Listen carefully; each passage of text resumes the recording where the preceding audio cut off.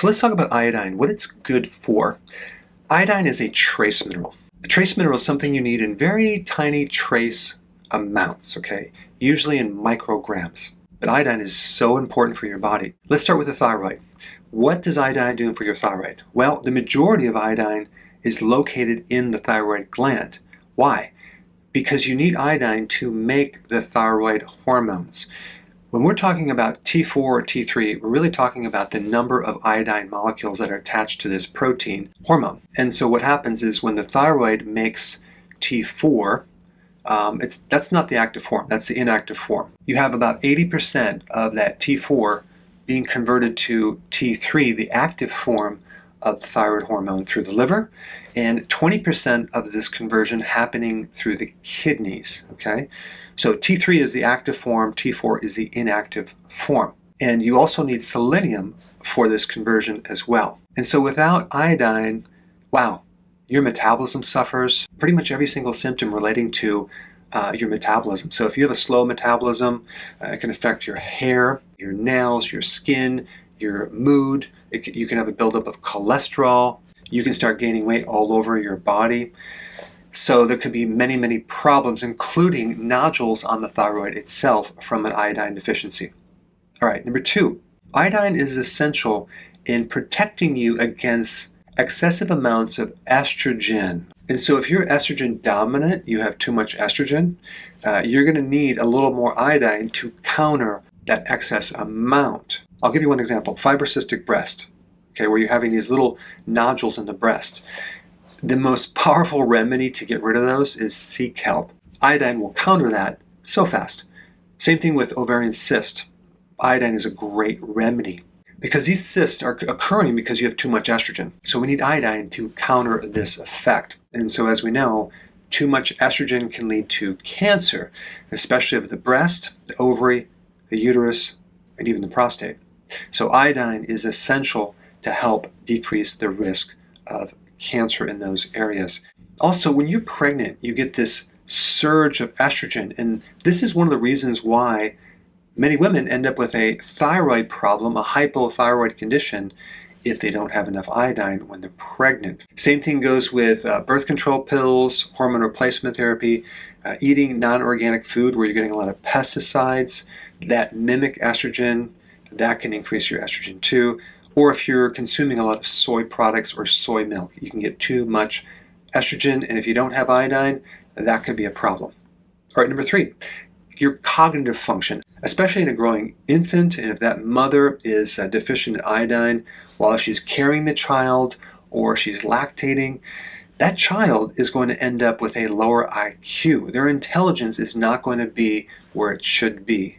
Very important in brain development. If you're exposed to fluoride, fluoride blocks iodine. So if your water filter is not blocking fluoride, this could be a problem because you're getting too much fluoride that can then block the absorption of iodine. The same thing with bromide or bromate. Bromate is in flour products, and that can definitely block your ability to absorb iodine. Now, bromate has been banned in most developing countries except the US. In fact, they don't even put it on the label if there's bromate in that product. So if you're a regular follower of me and you're watching my videos, you don't have to worry about that because you're not consuming breads, pasta, cereal, crackers, biscuits, waffles, things like that. You're not consuming grain. But they use this bromate to make the dough very elastic. All right, number 4, iodine reduces the need for insulin, so it's involved with your blood sugars as well. All right, number 5, iodine can help you prevent hot flashes. So why are we deficient in iodine? Because the soils don't have the microbes to mobilize these trace minerals, including iodine. Even Japan consumes 100 times more iodine in their food than in the US. And they have much less risk from getting breast cancer and less thyroid issues and less estrogen dominance. Now, if you consume too much cruciferous, potentially that can block your iodine, but you would have to consume a tremendous amount over a long period of time and only cruciferous. So it's going to be very rare, but if you're concerned about it, just take some sea kelp when you're consuming this cruciferous. Now, sea kelp is the best source, and also make sure that it's from a very, very healthy ocean But sea kelp not only has the iodine, it has all the trace minerals, plus amino acids, plus vitamins, and also make sure you get an organic source. All right, thanks for watching. Hey, before you leave, I just wanted to give you a little quick history on some of the books that I wrote. This was one of the first books. It's called Dr. Berg Body Shapes. It was my attempt at writing about body types. What was very interesting about this book is I actually did all the images myself. Don't ask me why.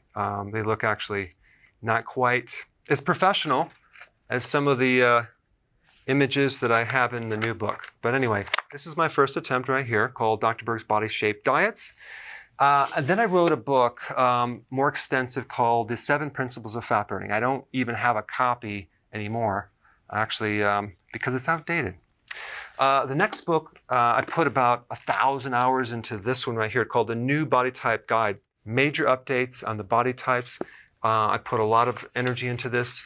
It has professional images, graphics, all sorts of things. Now, the problem with this book is it doesn't really describe what this is really about.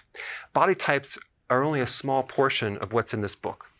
And that's why I changed the name to the Healthy Keto Plan, okay?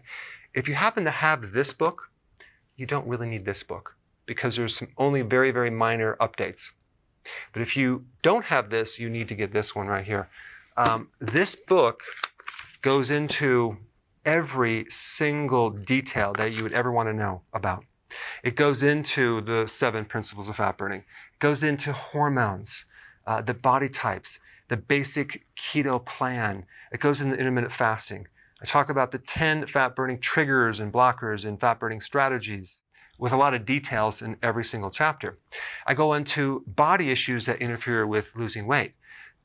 There's very few people that just have a weight problem. They have a lot of body issues, whether it's sleeping problems, stress problems, inflammation, menopause. I cover that extensively in this book. Then I talk about how to get rid of stress, and I show you a technique. Then I get into exercising. And then I have a lot of really good recipes in this book as well. So this is a good reference guide. On my website, if you get this book, you get this one free. It's called Healthy Keto and Intermittent Fasting. This is the shortcut, quick guide to this book.